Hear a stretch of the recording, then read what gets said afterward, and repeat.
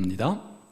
내 형제들아, 너희가 여러 가지 시험을 당하거든 온전히 기쁘게 여기라, 이렇게 말했습니다. 여기 시험은 테스트의 의미의 시험도 있고 템테이션, 유혹의 시험도 있지 않습니까? 환난이든 유혹이든 시험이든 핍박이든 한 단어로 시험을 의미합니다. 그런데 그런 시험을 만나면 어떻게 하라고요? 기쁘게 여기라.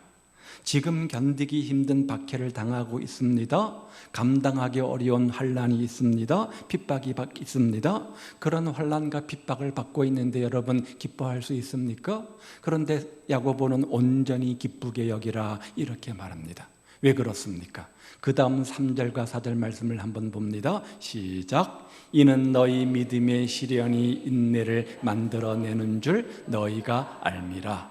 인내를 온전히 이루라. 이는 너희로 온전하고 구비하여 조금도 부족함이 없게 하려 함이라. 그 시련, 그 고난이 어떤 결과를 가지고 오는가? 그 고난을, 시련을 잘 인내하며 참으면 온전하고 구비하여서 조금도 부족함이 없는 하나님의 사람이 된다는 거죠. 즉 신앙의 인격과 믿음의 성숙을 가져온다는 거죠. 풍성한 믿음의 열매를 맺게 한다는 거죠. 그러니까 참으라, 기쁘게 여기라, 이렇게 말씀하고 있는 겁니다.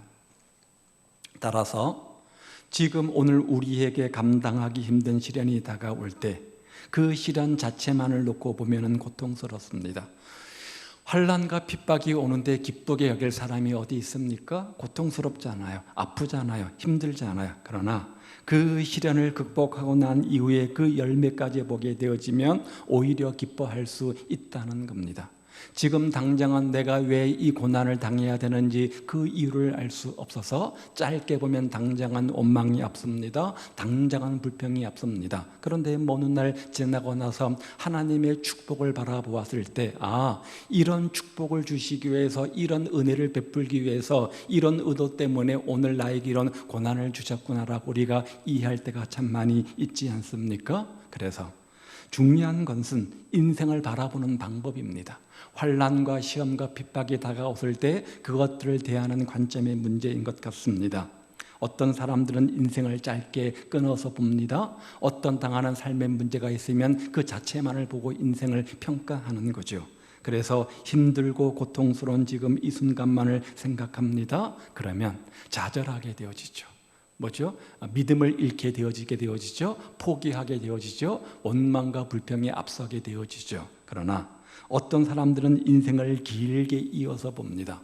오늘 이 고통의 사건, 이 순간만을 바라보는 것이 아니라 그것들을 이어서 연장선상에서 생각을 하는 겁니다. 그래서 지금은 비록 힘들고 고통스럽고 원망스럽지만 이 시간이 지나고 나면 아름다운 시간이 있을 것이다. 합력하여 선을 이루시고 저 고난 저편에 나를 정금같이 만들어주실 하나님의 섭리를 믿고 참고 인내하게 되어지고 위로를 받고 희망을 얻게 되어진다는 거예요. 오늘 본문 말씀은 우리가 참고 인내하는 자들, 고난 가운데 참고 인내해야 되는데 그런 자들에게 가져야 할 삶의 몇 가지 자세를 이야기해 줍니다. 고난이 다가오거든, 환난과 핍박이 다가오거든 어떻게 하라고요? 참으라고 말합니다. 길이 참으라, 이렇게 말씀하고 있습니다. 자, 지난 주간에 제가 이 본문을 가지고 말씀을 드렸습니다. 우리 인생에는 참아야 될, 인내해야 될 많은 일들이 있습니다. 어떤 대인 관계에서 참아야 될 일들이 생기고 어떤 환경 때문에, 어떤 조건 때문에 참아야 될 이유가 생긴다고 했죠. 오늘 본문에 인내가 몇 번 등장한다고 했습니까? 6번 등장한다고 했죠. 그 중에서 6번 중에 4번은 대인 관계 속에서 오는 어려움 가운데 참는 인내를 말하고, 2번은 환경 때문에 오는 고난이 있는데 그때 참는 인내를 말한다고 했죠. 늘 우리가 참아야 될 많은 일들 가운데 환경적인 것도 있지만 대인관계 속에서 참아야 될 일들이 더 많이 생긴다는 겁니다. 자, 길이 참으시기를 바랍니다. 환경적인 문제이든 대인관계의 문제이든 참으시기를 바랍니다. 그래야 우리가 이 세상에서 성도로 승리하는 삶을 살 수 있는 겁니다. 그런데 오늘 야고보는 길이 참으라 인내를 강조하면서 세 종류의 사람을 예를 들어서 설명합니다. 이들같이 참으라는 거예요. 이들같이 참으라는 거예요. 첫 번째가 누구냐? 7절과 8절 말씀을 보십시오. 누구를 이야기합니까? 농부를 이야기합니다. 농부를 이야기합니다. 보라, 농부가 땅에서 나는 귀한 열매를 바라고 길이 참아 이른 비와 늦은 비를 기다리나니 너희도 길이 참고 마음을 굳건하게 하라.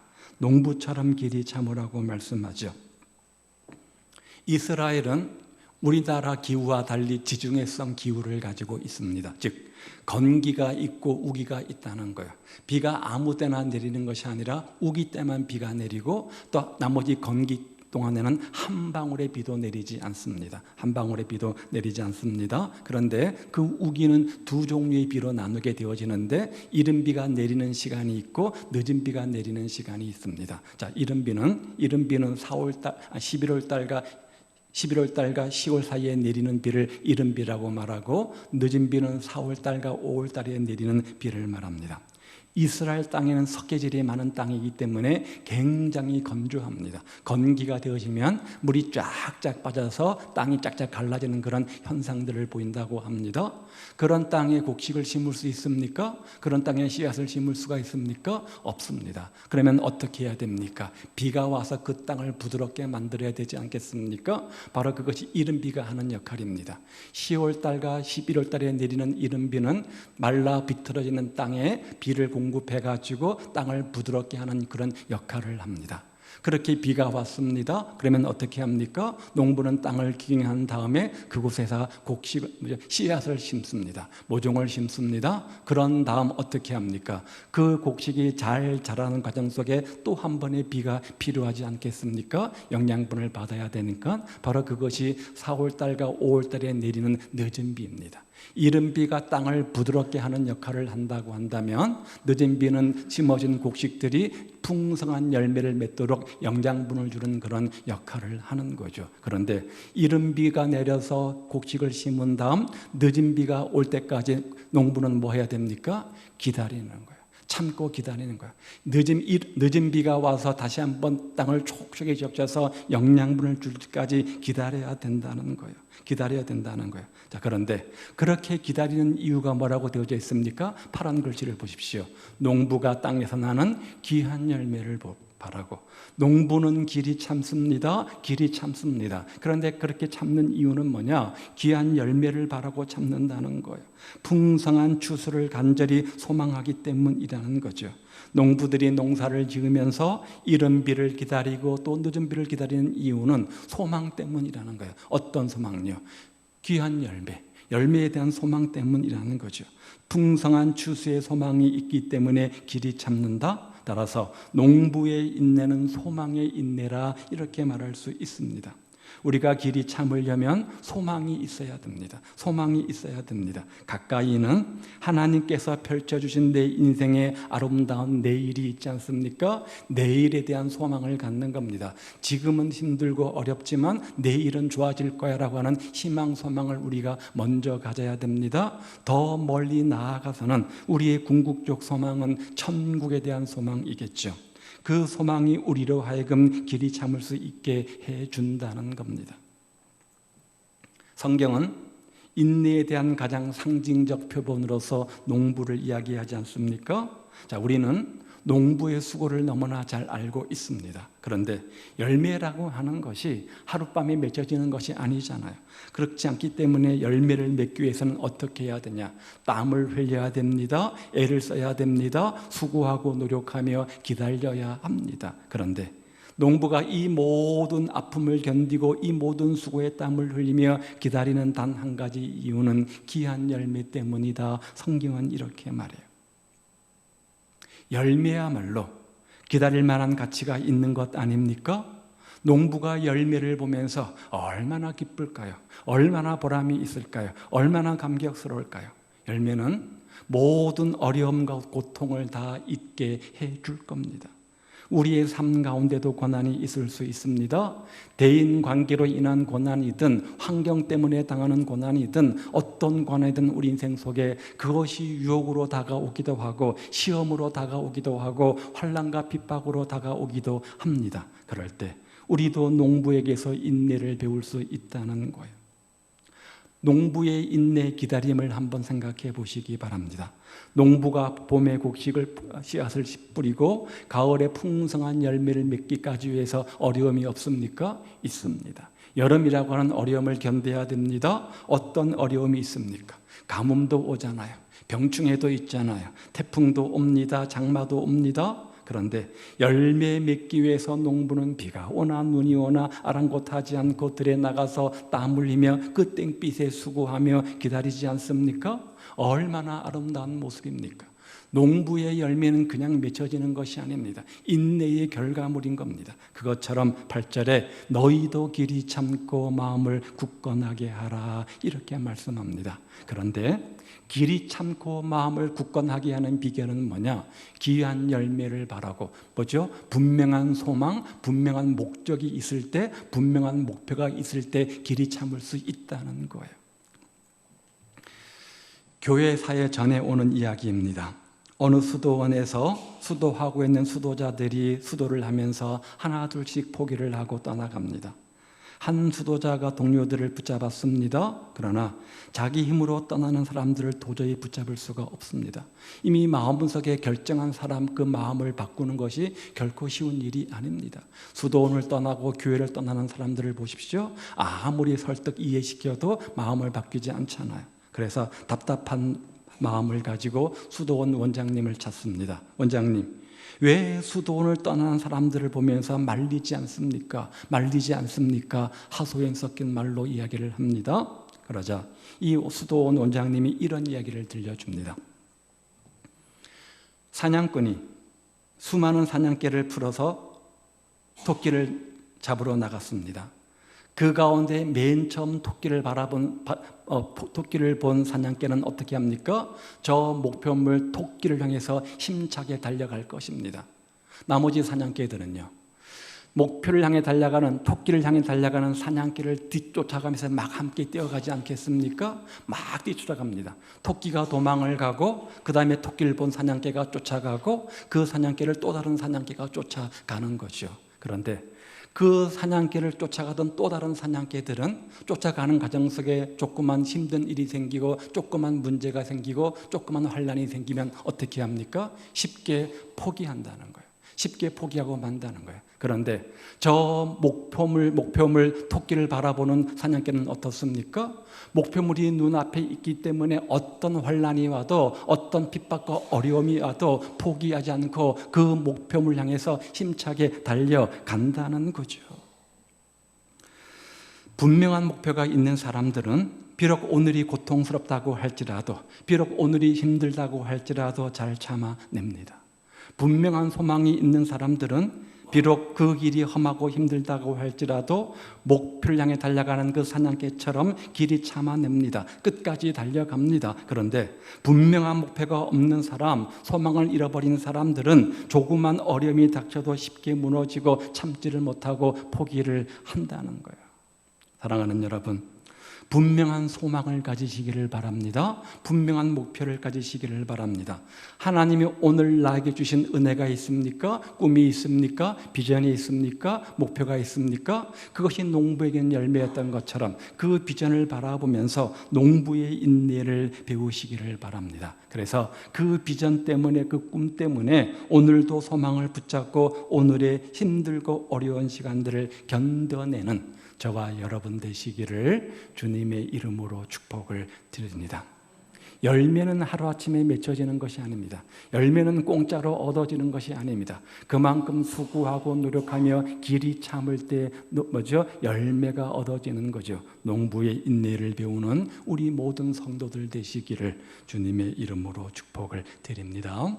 또 한 가지 누구를 예를 드느냐? 10절 말씀을 보십시오.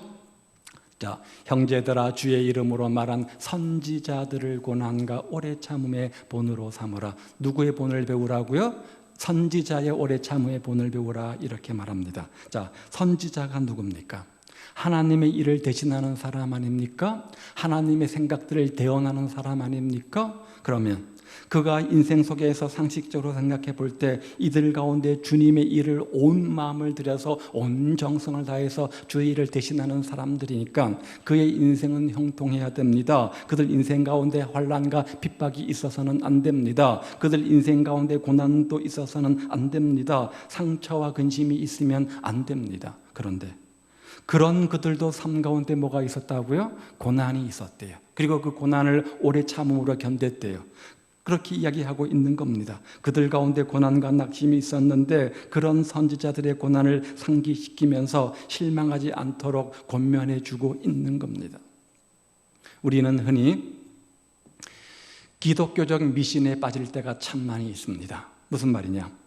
내가 예수를 믿으면, 내가 예수를 잘 믿으면, 제대로 믿으면 근심도 사라지고 걱정도 사라지고 고난도 없고 모든 것이 형통할 것이다.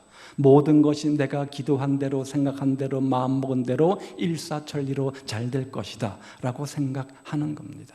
그런데 우리가 예수를 잘 믿고 하나님 뜻대로 살아가고 있음에도 불구하고 우리 인생 가운데 고난이 있을 수 있다는 겁니다. 우리 인생 가운데 고난이 있을 수 있다는 겁니다. 이것이 바로 선지자의 고난이 주는 교훈 아닙니까? 이것을 성경은 의인의 고난이라 이렇게 말합니다. 왜냐하면 고난은 하나님의 뜻을 이루는 방편이 되기 때문이고 고난은 하나님의 뜻을 이루는 수단이 되기 때문에 그렇습니다. 수많은 사람들이 고난 가운데 주님을 만났습니다. 많은 사람들이 고난 가운데 인격의 성숙을 경험했습니다. 많은 사람들이 고난을 겪으면서 믿음의 성숙의 계기로 삼았습니다. 성경을 보아도 성경의 수많은 신앙의 선배들도 하나같이 고난 가운데 사는 인생이었습니다. 고난 가운데 주님을 만났습니다. 고난을 통해서 하나님의 역사를 경험하기도 했습니다. 우리도 고난 가운데서 하나님의 뜻을 발견하게 되어지고 하나님을 의지하는 방법을 배우게 되어지고 그 고난을 통해서 신앙 성숙과 인내의 삶을 배우게 된다는 거예요. 주의 선지자들은 이렇게 하나같이 하나님의 능력으로 고난을 견디며 인내하며 승리하였다는 겁니다. 그리고 그들은 고난을 통해서 주님의 아름다운 인격을 담게 되었습니다. 그래서 오늘 10절에 형제들아 주의 이름으로 말한 선지자들을 고난과 오래 참음의 본으로 삼으라 이렇게 말씀합니다. 무슨 말이냐? 성경에 나타난 믿음의 선배들의 고난 그리고 그 고난을 오래 참음과 순교로 했던 모습들을 보게 되어지면 우리가 격려를 받게 되어집니다. 위로를 받게 되어집니다. 저 믿음의 조상 아브라함도 고난이 있었네. 저 하나님 마음에 합한 누구지요? 다윗도 고난과 환난과 핍박이 있었네. 성경은 요셉의 인생을 형통하다고 했는데 형통한 인생의 대명세 요셉도 환난과 핍박과 고난이 있었네. 그런 믿음의 선배들의 환난과 핍박과 고난들의 모습을 보면서 내 인생 속에 환난과 핍박과 고난이 있는 것을 뭡니까? 대비하면서 격려를 받게 되어진다는 거예요. 그들은 하나같이 우리보다 믿음의 영역에서 더 높은 수준에 있었던 사람들입니다. 그들이 기도가 부족했습니까? 주 앞에 된 충성이 부족했습니까? 헌신이 부족했습니까? 우리의 믿음의 수준보다도 우리의 헌신과 충성의 수준보다도 더 높은 위치에 있던 그들 아닙니까? 그런 인생을 살았던 그들에게도 믿음의 조상이라고 말하는 그들에게도 믿음의 대선배 그들에게도 환난이 있었다, 핍박이 있었다, 고난이 있었다. 그리고 그 고난과 환난과 핍박을 오래 참음으로 승리했다. 이것이 우리에게 얼마나 큰 격려가 되는지 몰라요. 큰 신앙의 본이 된다는 거예요. 요셉의 고난을 보면서 다니엘의 고난을 보면서 아브라함과 야곱과 모세와 노아와 다윗의 고난을 보면서 우리가 그 고난을 통해서 배우는 교훈이 있다는 거예요. 격려가 있다는 거예요. 이런 선지자들의 인내를 바라보면서 길이 참아서 마침내 열매를 맺는 너희들 되기를 바란다. 지금 사도 야고보가 이렇게 말하는 거죠. 따라서 선지자들의 고난을 배우시기를 바랍니다. 그 고난 가운데 오래 참음의 삶을 살았던 그들의 믿음을 본받는 여러분 되시기를 우리 주님의 이름으로 축복을 드립니다. 고난을 승리한 사람들은 영광스러운 주의 낙원에서 하나님 품에 안기게 될 겁니다. 주님은 고난 가운데 오래 참고 있는 우리에게 오셔서 말씀하십니다. 내가 너의 눈물을 안다, 너의 상처를 안다 말씀하시고 눈물과 상처를 닦아주시고 싸매주시고 위로해 주시며 감사 안아 주신다는 거죠. 예수를 믿다 보면, 신앙생활을 하다 보면, 인생을 살다 보면 온치 않는 고난과 핍박과 환난이 있을 수 있습니다. 더욱이 세상과 짝하지 않고 믿는 자로서 구별된 성도의 삶을 살려고 하면 더 많은 환난과 핍박, 헌신과 희생이 손해가 뒤따르기 마련입니다. 바로 그것이 선지자의 고난이죠. 그 고난 가운데 오래 참해 본 삼는 우리 모두가 되시기를 바라고, 결국 아브라함과 요셉과 노아와 또 누구의 다윗과 야곱과 아브라함, 이 모든 믿음의 인물들은 그 고난 가운데 어떻게 했습니까? 오래 참았고 마침내 승리의 축복의 주인공이 되지 않았습니까? 우리도 고난 가운데 오래 참음의 본을 삼아서 이들처럼 큰 믿음의 주인공들, 그런 믿음의 반열에 오르는 우리 모든 성도들 되시기를 우리 주님의 이름으로 축복을 드립니다. 특별히 앞서서 주의 일을 하다 보면 당하는 환난이 있습니다. 핍박이 있습니다. 고난이 있습니다. 어려움이 있습니다. 그럴 때 낙심하지 말고 포기하지 말고 오래 참음의 본 삼는 모든 성도들 되시기를, 하나님의 위로하심을 경험하는 은혜가 있기를 주님의 이름으로 축복을 드립니다. 마지막 11절에 보면 또 한 사람을 이야기합니다. 11절 말씀을 읽어볼까요? 시작.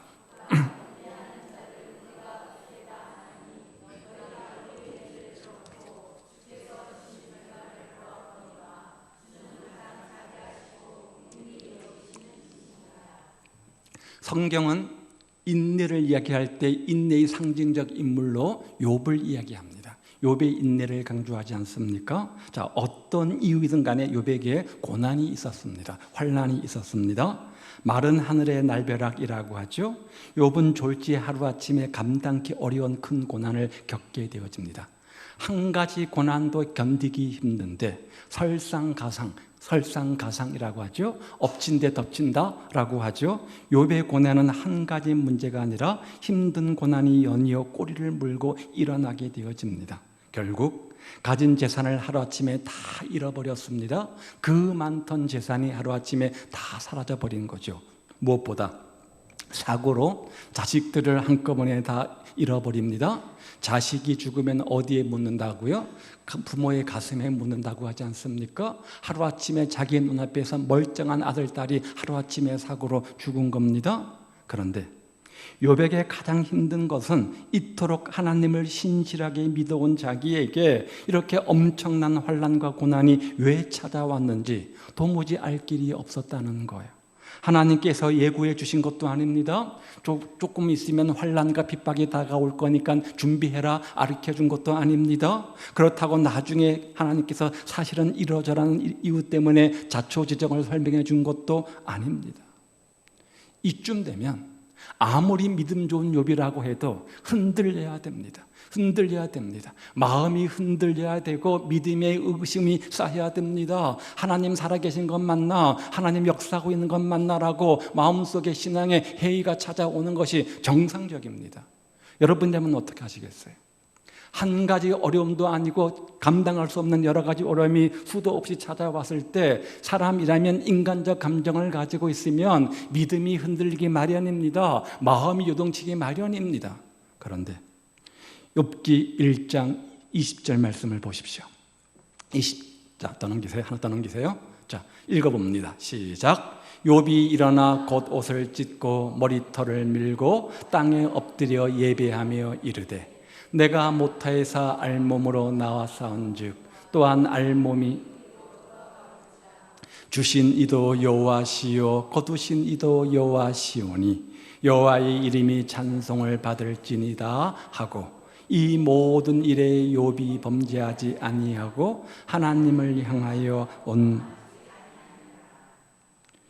여러분이라면 이런 믿음의 고백을 드릴 수 있겠습니까? 여러분이라면 이런 신앙의 고백을 드릴 수 있겠습니까?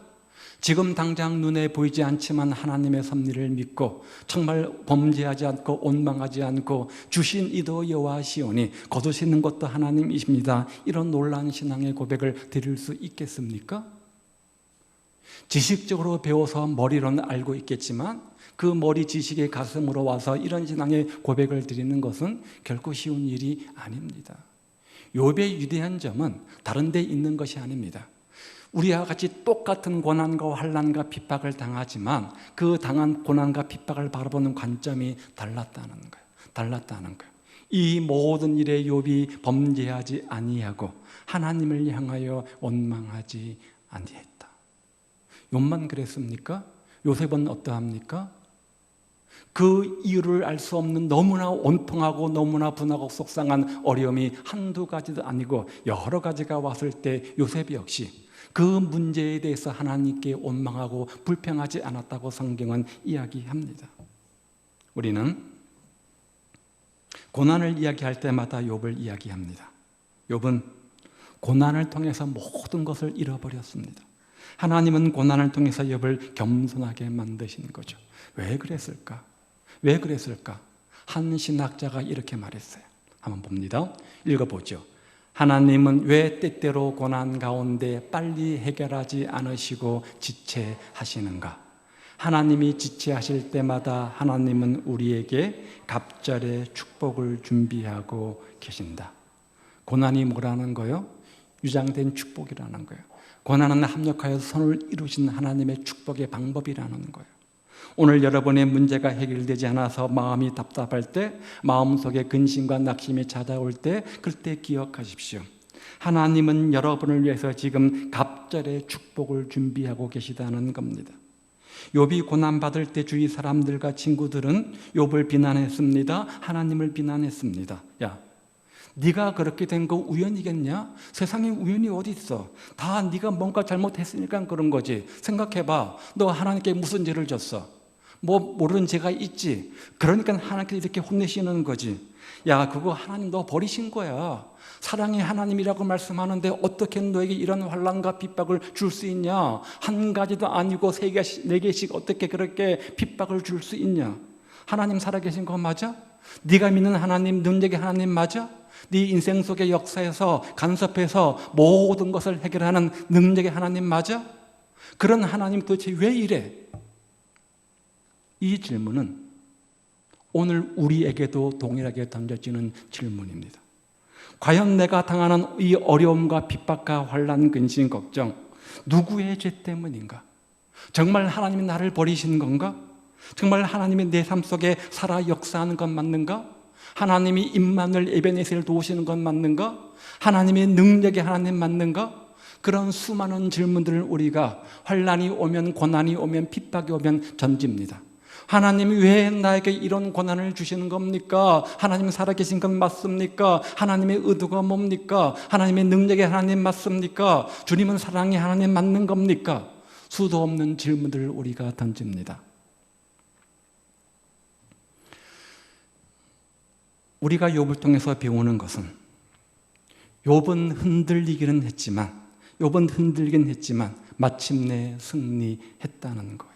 그리고 그 고난 가운데서도 하나님은 동일하게 일하고 계셨다는 겁니다. 왜 우리가 고난받습니까? 왜 우리에게 환난과 핍박이 찾아옵니까? 사람들은 네 때문이다, 조상 탓이다, 뭔가 문제가 있기 때문이라고 지적을 하지만 성경은 누구든지 고난받을 수 있다고 말합니다. 누구든지 인생의 일정 속에 하나님의 숨은 의도를 가지고 환난과 핍박과 비바람과 폭풍우를 주신다고 말씀하십니다. 결국 욥은 승리했습니다. 결국 욥은 갑절의 축복의 주인공이 됩니다. 고난을 통해서 하나님이 어떤 분인지 배우게 되었습니다. 무엇보다 인내를 배우게 되었습니다. 그래서 그가 고백합니다. 뭐라고? 나의 가는 길을 오직 그가 아시나니 그가 나를 단련하신 후에는 내가 정금같이 나오리라. 우리도 고난 가운데서 욥처럼 인내를 배우게 되어지고 하나님을 배우게 되어집니다. 그런 인내와 하나님의 섭리를 배우는 사람들은 욥처럼 나의 가는 길을 오직 그가 아시나니, 내가 지금 비바람과 폭풍의 현장 속에 있지만 이 비바람과 폭풍의 저 건너편에서 하나님께서 여호와 이레로 예비해 놓으신 하나님의 축복을 바라보면서 믿음이 정금같이 나오는 계기로 삼는다는 거예요. 우리는 자주 참지를 못합니다. 우리는 급한데 하나님은 잠잠히 계신 것 같습니다. 내게 있는 이 고민, 이 문제 빨리 해결해 주셔야 되는데 하나님은 잠잠히 계신 것 같습니다. 그래서 우리는 종종 참지를 못합니다. 짜증을 냅니다. 화도 냅니다. 신경질을 부리고 자주 낙심하곤 합니다. 그런데 그런 우리에게 성경은 욥의 인내를 배우라, 욥의 인내를 배우라, 욥의 인내를 교훈합니다. 우리는 이런 생각합니다. 하나님, 왜 빨리 이 문제 해결해 주지 않습니까? 내 진학의 문제, 내 진로의 문제, 내 가정의 문제, 내 생업의 문제, 내 목회의 문제, 내 사역의 문제, 하나님 왜 빨리 해결해 주지 않습니까? 빨리 좀 열매를 보고 싶습니다. 눈에 보이게, 손에 잡히게 확실하게 열매를 보고 싶습니다. 하나님의 응답을 경험하고 싶습니다. 하나님, 도대체 일하고 계신 것 맞습니까? 하나님 살아 역사하시는 것 맞습니까? 너무나 답답합니다. 하나님 빨리 일하십시오. 기다리는 것이 우리에게는 긴 지루한 시간일 수 있습니다. 그러나 하나님은 일하고 계시다는 사실을 기억하십시오. 내 생각과 내 방법과 내 때에 하나님께서 역사하시는 것이 아니라 내 생각, 내 방법과 달리 하나님의 생각과 하나님의 때에 하나님의 방법으로 역사하신다는 사실을 기억하십시오. 우리의 생각과 우리의 방법과 시야를 초월한 곳에서 아름답고 선한 방법으로 우리를 위해서 지금도 역사하고 계시다는 사실을 믿음의 눈으로 바라보시기 바랍니다. 그러면 고난 박차고 용감하게 일어설 수 있습니다. 마음을 다해서 주님을 의지할 수 있습니다. 씨를 뿌리면서 낙심하지 않을 수 있습니다. 소망을 가질 수 있습니다. 마침내 반드시 열매를 거두게 될 겁니다. 다만 거두기까지는 뭐가 필요해요? 시간이 필요한 거예요. 시간이 필요한 거예요. 그 시간, 기다리는 시간 속에 고난이 있을 수 있습니다. 환난이 있을 수 있습니다. 사랑하는 여러분, 신앙생활은 그 자체로 참는 것 아닙니까? 성경에서 얼마나 많이 우리에게 인내를 강조하는지 몰라요. 신앙생활을 잘 하려면 길이 참아야 된다고 말합니다. 그런데 어떻게 우리가 길이 참을 수 있을까? 농부처럼 소망을 가지시기를 바랍니다. 열매를 바라고 귀한 열매를 꿈꾸시기를 바랍니다. 선지자처럼 하나님의 말씀을 믿는 믿음을 가지시기를 바랍니다. 욥처럼 하나님을 사랑하시고 하나님의 섭리를 믿고 인정하시기를 바랍니다. 그래서 농부처럼 추수 때까지 기다리시기를 바라고 선지자들처럼 끝까지 참고 또 참으시기를 바랍니다. 욥처럼 기다리시기를 바랍니다. 그래서 마침내 하나님의 때에 하나님의 방법으로 결실을 거두는 여러분 되시기를 우리 주님의 이름으로 축복을 드립니다. 오늘 내 인생의 영역 속에서 내가 농부처럼 욥처럼 선지자처럼 길이 참아야 될 삶의 영역이 어떤 것이 있습니까? 자꾸만 원망이 앞서고 마음이 나뉘어지고 마음에 상처가 생기는 그런 삶의 영역들이 어떤 것들이 있습니까? 관계에서 영역입니까? 물질에서 영역입니까? 환경 직장에서 영역입니까? 그것이 무엇이든 간에 그 문제 앞에서 길이 참아 하나님께서 예비하신 축복을 받아 누리는 30배의 축복의 주인공, 60배, 100배의 갑절의 축복의 주인공들 다 되시기를 우리 주님의 이름으로 축복을 드립니다. 기도하겠습니다.